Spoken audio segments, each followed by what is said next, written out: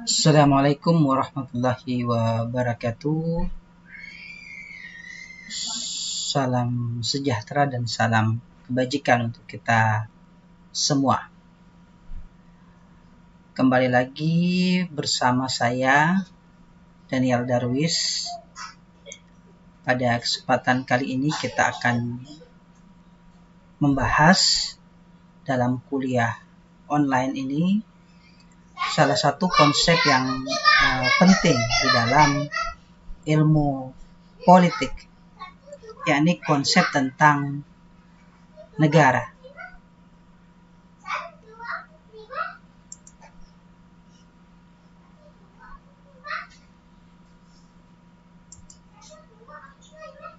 Jadi negara itu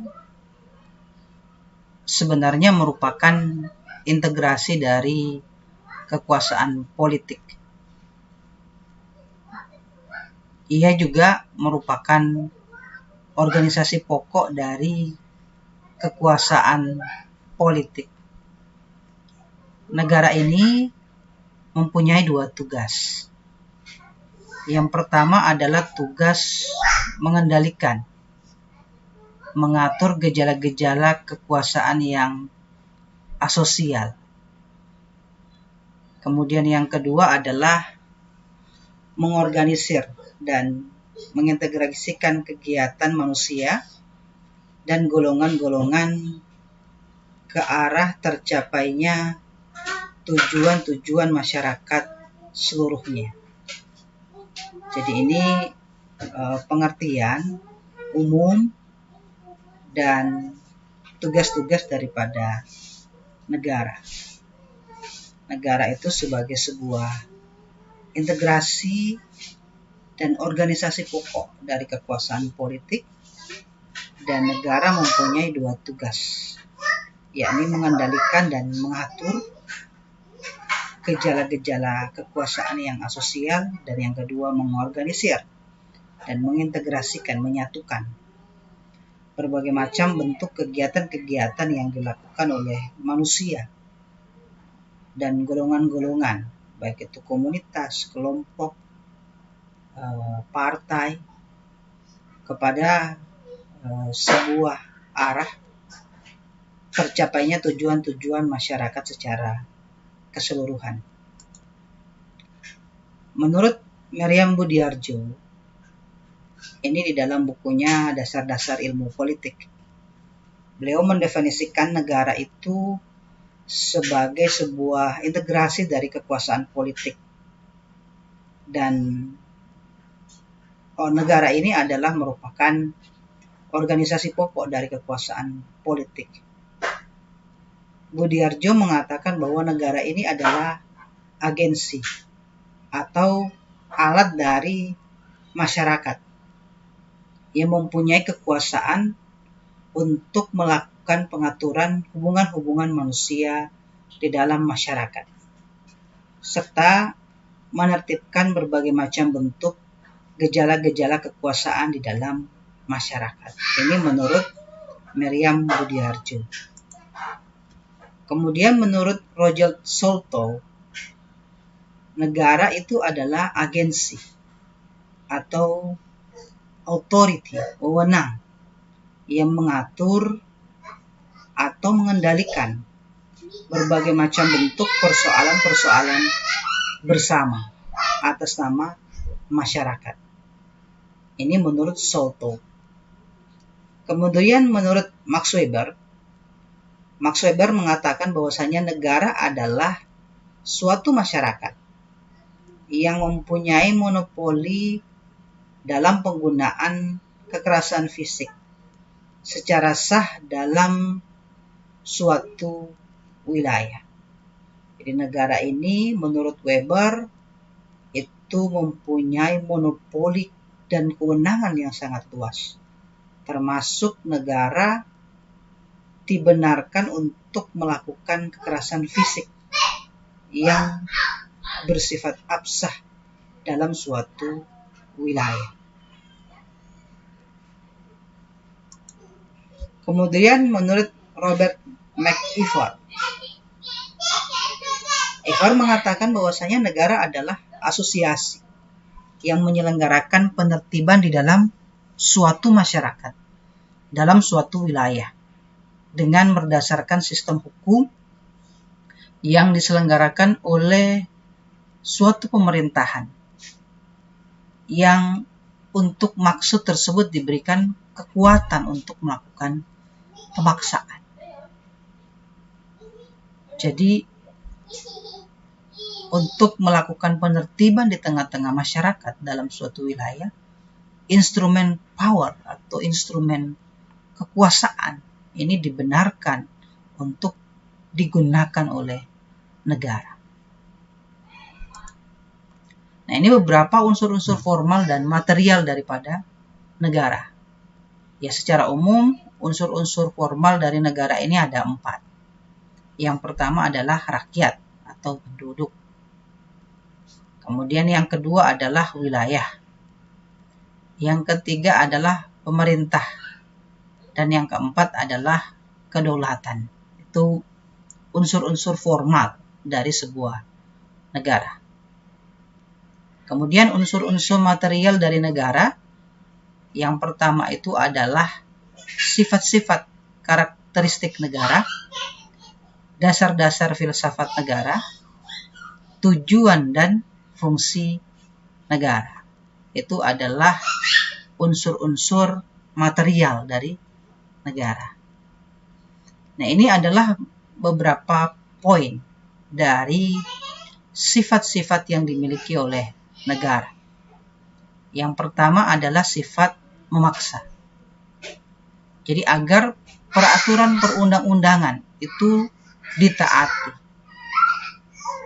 Dengan demikian, penertiban dalam masyarakat tercapai, serta timbulnya anarki mampu untuk dicegah. Maka negara memiliki sifat memaksa. Dalam artian, mempunyai kekuasaan untuk menggunakan kekerasan fisik secara legal.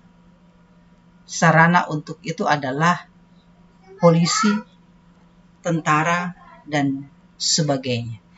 Jadi sifat memaksa dengan power yang dimiliki oleh negara untuk menciptakan ketertiban dan agar perundang-undangan itu ditaati oleh masyarakat. Yang kedua adalah sifat monopoli atau sifat mencakup semua. Jadi negara ini itu menetapkan sebuah tujuan bersama dari sebuah komunitas masyarakat. Dalam rangka ini negara dapat menyatakan bahwa suatu aliran kepercayaan ataukah suatu aliran politik tertentu itu dilarang untuk disebarluaskan dalam suatu negara. Oleh karena dianggap bertentangan dengan tujuan masyarakat.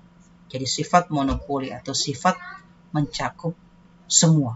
Jadi negara ini memiliki kewenangan untuk melarang disebarluaskannya suatu kepercayaan atau aliran-aliran politik tertentu di dalam teritorial wilayah kekuasaan negara itu. Kemudian yang ketiga adalah sifat mencakup semua. Nah, jadi semua peraturan perundang-undangan. Contohnya keharusan untuk membayar pajak. Ini berlaku untuk semua orang tanpa terkecuali. Jadi mencakup semua warga negara atau masyarakat yang hidup dalam teritorial wilayah kekuasaan dari negara tersebut. Kemudian tujuan dan fungsi negara. Tujuan negara adalah untuk menunjukkan apa yang secara ideal hendak dicapai oleh negara itu sendiri. Sedangkan fungsi daripada negara adalah merupakan pelaksanaan cita-cita itu dalam kenyataan sehari-hari. Oleh karena itu, antara tujuan dan fungsi negara secara teoritis dapat dibedakan. Tetapi secara praktis keduanya saling berkaitan satu sama lain. Nah, ini tujuan negara menurut beberapa ahli. Yang pertama itu menurut Plato. Jadi Plato ini mengatakan bahwa negara timbul karena adanya kebutuhan-kebutuhan umat manusia. Manusia secara individual itu tidak mampu memenuhi kebutuhan-kebutuhan tersebut. Sedangkan kebutuhan tersebut sangat beraneka ragam. Nah, ini menurut Plato. Jadi ada beberapa kata kunci, yakni negara timbul untuk memenuhi kebutuhan-kebutuhan umat manusia, dan secara individual manusia itu tidak mampu untuk memenuhi kebutuhan-kebutuhan tersebut karena kebutuhan itu sangat beraneka ragam. Makanya negara itu hadir dan tujuannya adalah untuk berusaha mengayomi dan memenuhi kebutuhan-kebutuhan daripada umat manusia atau masyarakatnya. Kemudian menurut Aristoteles. Jadi Aristoteles ini mengatakan bahwa negara itu dibentuk dan dipertahankan karena negara bertujuan untuk menyelenggarakan hidup yang baik bagi semua warga negara. Jadi menyelenggarakan hidup yang baik bagi semua warga negara. Itu tujuan daripada negara menurut Aristoteles.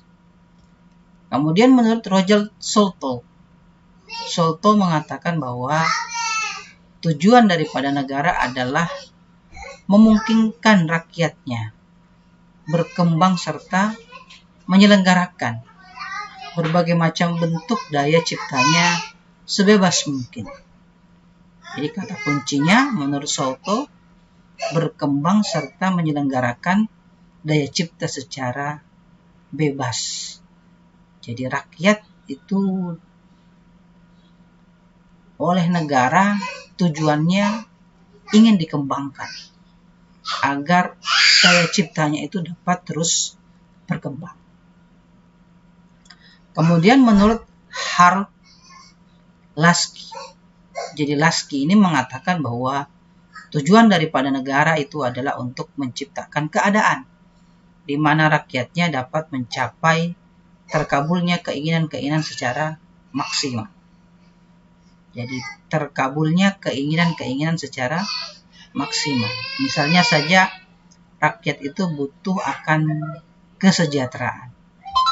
Maka negara ini berusaha untuk mencapai agar kesejahteraan itu terjadi. Masyarakat butuh keamanan. Maka negara itu berusaha untuk mengabulkan agar keamanan itu dapat tercapai. Dan itu semua dilaksanakan oleh negara secara maksimal. Ya, seperti itu tujuan negara menurut Laski. Nah, ini beberapa fungsi mutlak daripada negara.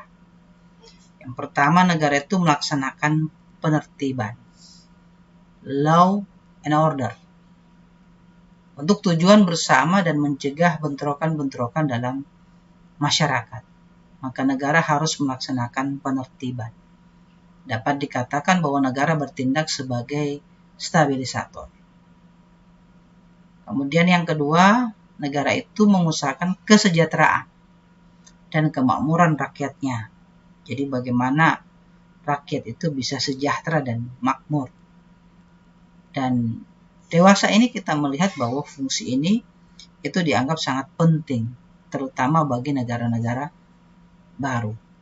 Ya, jadi bagaimana kesejahteraan dan kemakmuran daripada rakyat itu mampu tercapai, maka negara itu kemudian hadir. Kemudian poin yang ketiga adalah pertahanan. Jadi hal ini diperlukan untuk menjaga kemungkinan serangan dari luar. Untuk itu negara harus dilengkapi dengan berbagai macam bentuk alat pertahanan negara. Yang keempat, menegakkan keadilan. Hal ini dilaksanakan melalui berbagai macam bentuk lembaga-lembaga atau badan-badan peradilan yang ada dalam sebuah negara. Jadi untuk menegakkan keadilan terhadap berbagai macam bentuk tindakan-tindakan kriminalitas yang kemudian terjadi di tengah-tengah masyarakat, dan untuk menjaga agar manusia itu mampu memperoleh kebaikan di dalam hidupnya. Maka negara itu kemudian hadir untuk memberikan keadilan. Nah, ini tujuan utama negara. Ini menurut Jacobson dan Lippmann. Jadi ada 4 tujuan daripada negara menurut mereka. Yang pertama adalah pemeliharaan ketertiban. Yang kedua, memajukan kesejahteraan individu. Yang ketiga, memajukan kesejahteraan umum. Dan yang keempat, mempertinggi moralitas. Nah, ini tujuan dari negara menurut Jacobson dan Lippmann. Jadi ada fungsi pemeliharaan, memajukan kesejahteraan individu, memajukan kesejahteraan umum, dan mempertinggi moralitas. Ini beberapa poin tentang fungsi negara. Yang pertama adalah fungsi esensial, yaitu fungsi yang diperlukan untuk kelanjutan negara. Seperti misalnya pemeliharaan angkatan perang, kemudian pemeliharaan kepolisian, pemeliharaan pengadilan, mengadakan hubungan internasional, dan mengadakan sistem pajak. Itu untuk fungsi esensial. Kemudian ada fungsi jasa, yaitu seluruh aktivitas yang mungkin tidak ada jika tidak terselenggara oleh negara. Contohnya misalnya pemberian layanan kepada masyarakat, seperti pembukaan trayek kereta api, pemeliharaan fakir miskin, pembangunan jalan-jalan, jembatan, dan lain-lain sebagainya. Ini fungsi jasa. Ya, kemudian ada fungsi perniagaan. Jadi diselenggarakan oleh individu. Ya, fungsi yang dapat diselenggarakan oleh individu. Ini untuk fungsi perniagaan ini. Jadi untuk mencari untung jika negara melaksanakan fungsi ini berdasarkan pertimbangan-pertimbangan tertentu. Jadi individu berusaha mencari keuntungan lewat aktivitas bisnis ataukah aktivitas perniagaan yang kemudian dilakukan. Tentunya dengan berbagai macam bentuk regulasi-regulasi yang ditetapkan oleh negara. Oke, baik, itu penjelasan yang bisa saya sampaikan tentang negara. Semoga memberikan manfaat, dan terima kasih sudah menyimak tayangan kuliah online ini.